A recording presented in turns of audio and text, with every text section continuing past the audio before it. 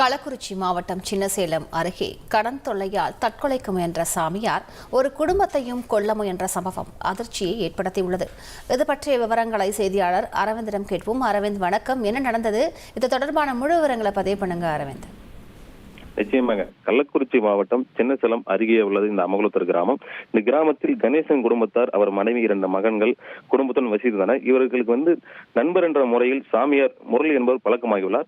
கடந்த 15 வருடங்களுக்கு முன்பு பழக்கம் ஏற்பட்ட நிலையில் அவரை ஊருக்கு அழைத்து அவர் வீட்டின் உள்ளேயே பட்டா நிலத்திலேயே ஒரு கோவில் போல் அமைத்து இவர் அந்த பகுதியில் அருள்வாக்கு சொல்லி வந்துள்ளார். இந்த நிலையில அருள்வாக்கு சொல்லும் போது நிறைய பழக்கங்கள் ஏற்பட்டதால் அந்த கிராமத்தில் மட்டும் இல்லாமல் சுற்றுவட்டார பகுதியில் இவர் கடன் பெற்றதாக கூறப்படுகிறது.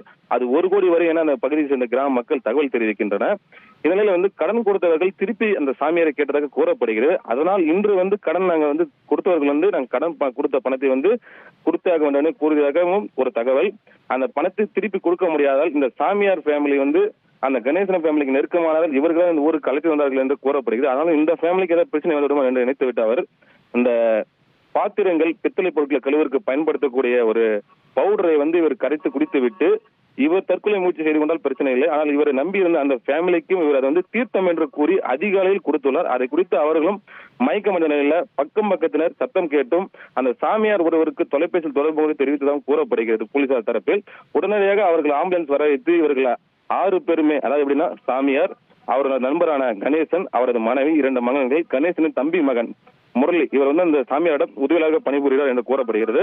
இவர்கள் 6 பேருமே கள்ளக்குறிச்சி அரசு மருத்துவமனையில் முதல் சிகிச்சை செய்யப்பட்டு மேல் சிகிச்சைக்காக சேலம் அரசு மருத்துவமனைக்கு அனுப்பி வைக்கப்பட்டது.